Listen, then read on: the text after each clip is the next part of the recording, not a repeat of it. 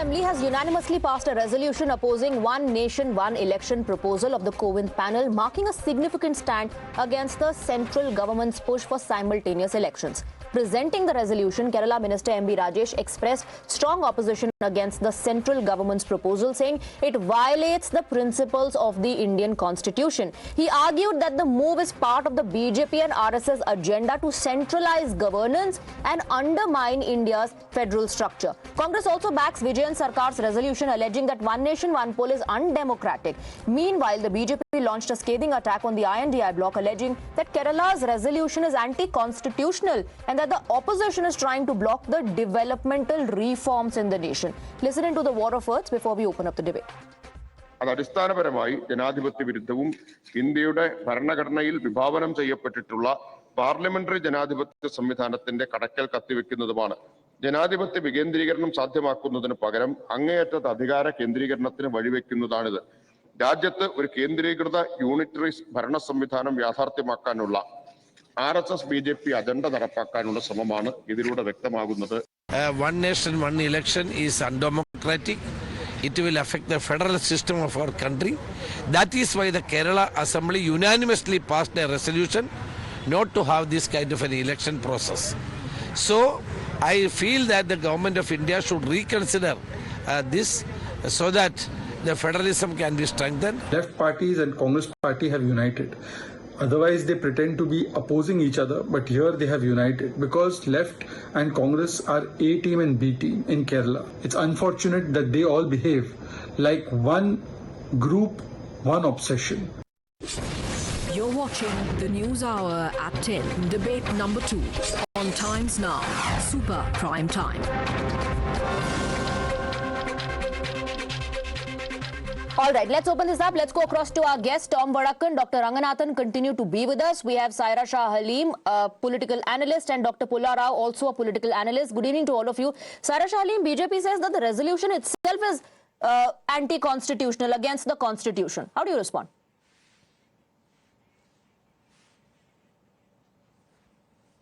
See, firstly, the whole notion of one nation, one poll was never there even when India became a fledgling republic in 1950, because this is not only, this proposal undermines the role of the Election Commission and also the elected legislators. I think every state in India is proud to be a federal republic. Lok Sabha and Assembly elections were never held simultaneously.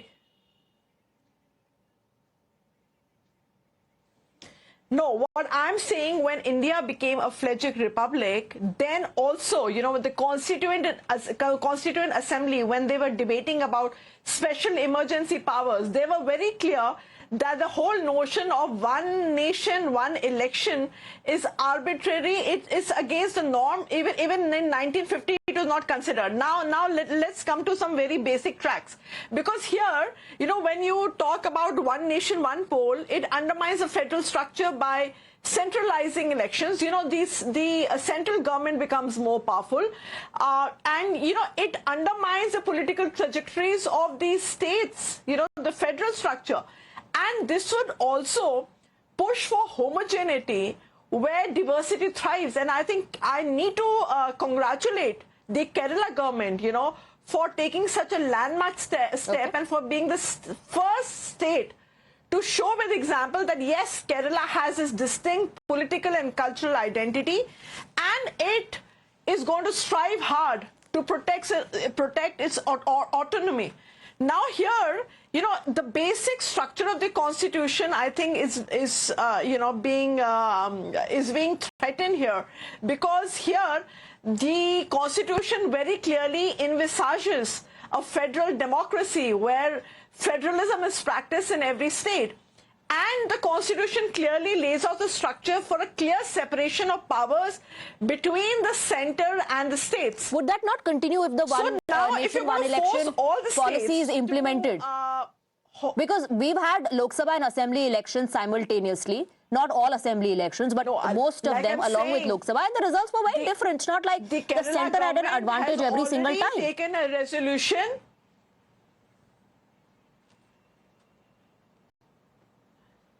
Is this question to me? Yes.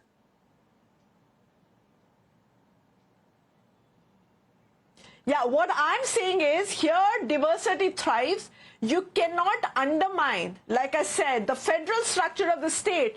Here again, there's a high chance, when the Lok Sabha result comes out, that it would indirectly influence the state. No, but that's what I'm saying. It has happened in the past as well. And the results were quite different. Tom Vadakkan, but the allegation is that you're undermining the federal structure. This is an attack on federalism. Please respond. First, I would like to inform the panelists that the constitutional framework and the constitutional committees that were sitting never mentioned this. This is disinformation of the first order. In fact, they promoted it and they wanted it. So please do your homework before coming on a panel and trying to explain out things. I'm not personal against you, but there is a lot of people who have not understood what the whole thing is about. Now, federal government, where is the power, distribution of power affected? Now, the law has not come into being. Parliament has not seen the papers. And here is a great Kerala government, my own state, passing a resolution on something they don't know. I mean, if you have something and you pass a resolution on something, you need to know what is it all about. The articles there, they've not examined it. And why praise this great hurry? Pinarayi Vijayan is in a great hurry because there are many Pandora's box that have been opened up. Okay. Now there is that, report about the film stars.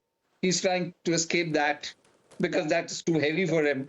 The second issue is the internal battles that are going on. Interesting because normally that allegation of diversionary tactics is used against the BJP, but you're saying that the Kerala government is indulging.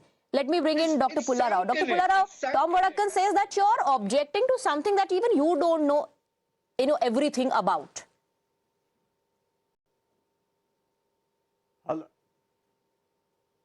Hello. Yes, Dr. Pulla Rao, please go ahead. What did the Kerala Assembly do? They passed a resolution. When the Kerala Assembly passed a resolution, every assembly, every legislature can pass a resolution. They didn't pass a law. Every assembly, parliament, legislative body can convey a sense of the House. This is what they have done. A sense of the House to the president or whoever the government may be, that this is what we feel. Please consider before you do these things. It's perfectly legitimate. It is a function of any legislative body. I am therefore surprised that some leader says, you can't do this, withdraw it, when that party doesn't have a single MLA in that house. I can understand if they had a sufficient number of MLAs and they opposed it, they said it was not properly worded, they were not informed. Every house has a right. They can convey a sense of the House. Okay. And it's a good thing also. They've said it in advance. Maybe the government will rethink. All right. Maybe they want the government to do something else about it. In advance, Dr. Ranganathan, there's nothing illegal about it. The Supreme Court said so in 2021. States can pass resolutions against central laws and nobody's saying what has happened is illegal.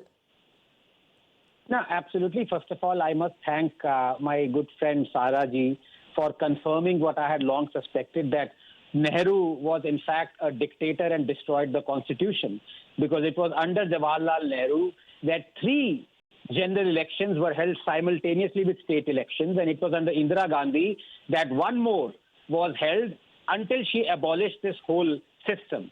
So 5 general elections were held simultaneously under the ambit of one nation, one election, until the Congress itself abolished it.